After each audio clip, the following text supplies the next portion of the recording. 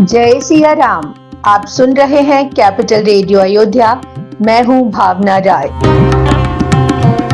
और मैं हूं वात्सल्य राय। सभी सुनने वालों को जय सिया राम। कैपिटल रेडियो अयोध्या में आप लगातार सुन रहे हैं रामायण की कहानियां। रामायण का अर्थ है राम का अयन, यानी भगवान श्री राम की यात्रा।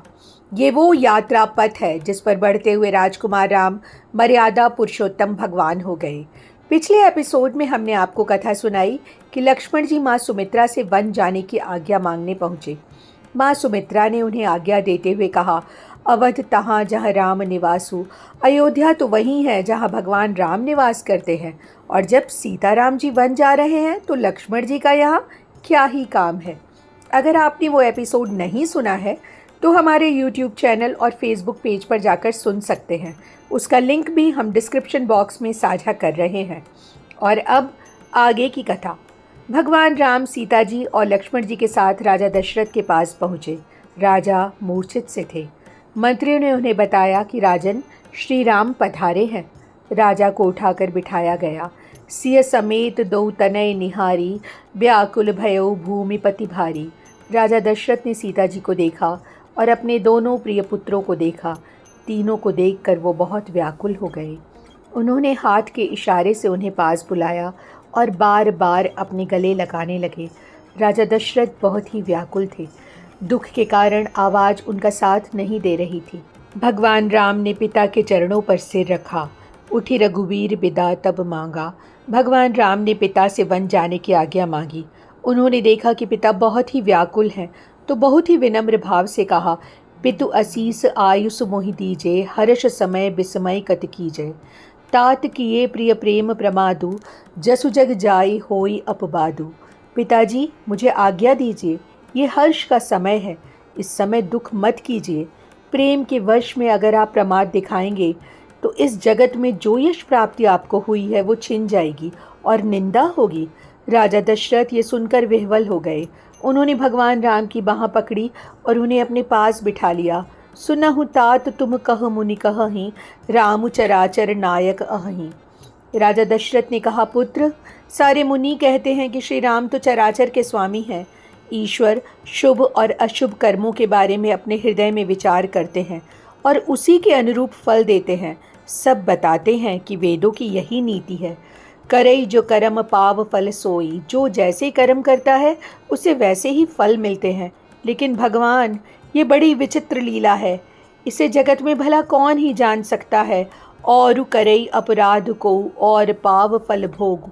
यहाँ अपराध किसी और का है और फल किसी और को मिल रहा है। भगवान राम वन न जाएं। राजा दशरथ ने ऐसी कई बातें कहीं, कई उपाय किए, लेकिन फिर वो समझ ही गए कि श्री राम तो धर्म धुरंधर हैं, धैर्यवान हैं, नीति निपुण हैं।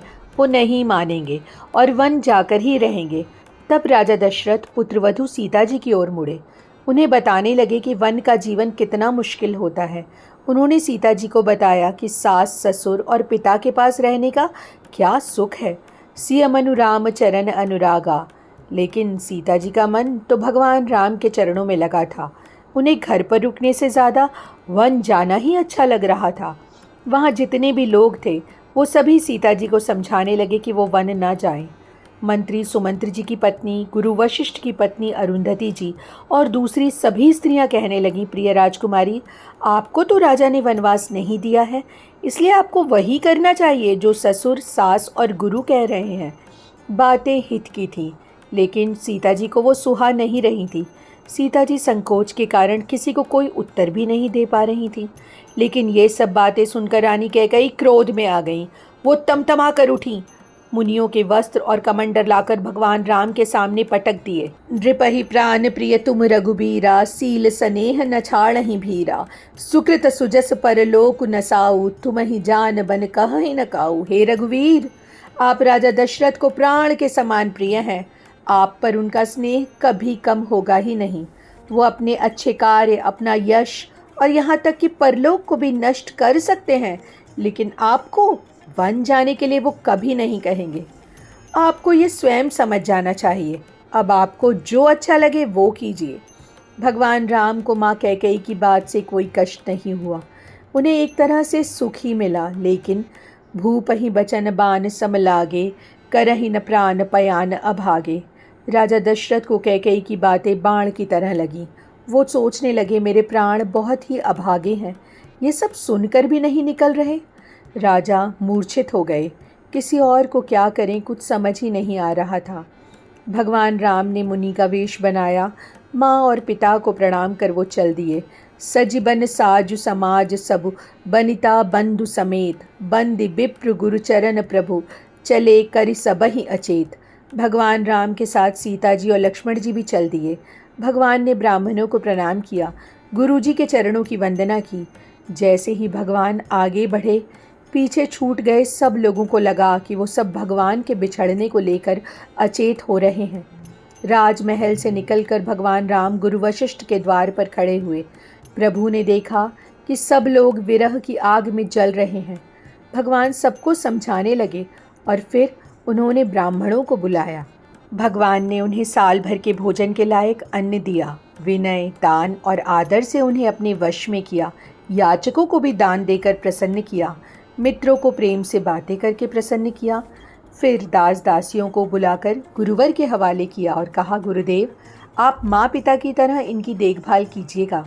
भगवान ने हाथ जोड़कर सभी से प्रार्थना की, सोई सब भांति मोर हितकारी, जेहि ते रहे भुआल सुखारी।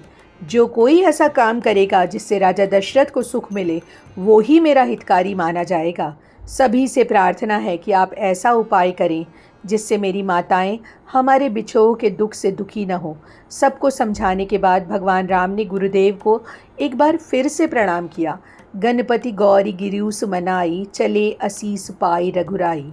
भगवान राम ने गणेश जी, माँ गौरी और कैलाशपति भगवान महादेव को मनाया और उनका आशीर्वाद लेकर वन की ओर चल दिए।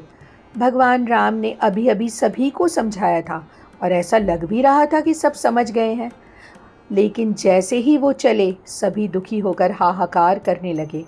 कुसगुन लंक अवध अति शोकु, हरस विषाद विवस सुरलोकु। अवधपुरी में शोक छा गया तो लंका में अपशकुन होने लगे। देवलोक में हर्ष भी था और विषाद भी। हर्ष इसलिए कि देवता समझ रहे थे कि अब राक्षसों का नाश होगा, और विषाद इसलिए कि उनसे अयोध्या वासियों का दुख देखा ही नहीं जा रहा था।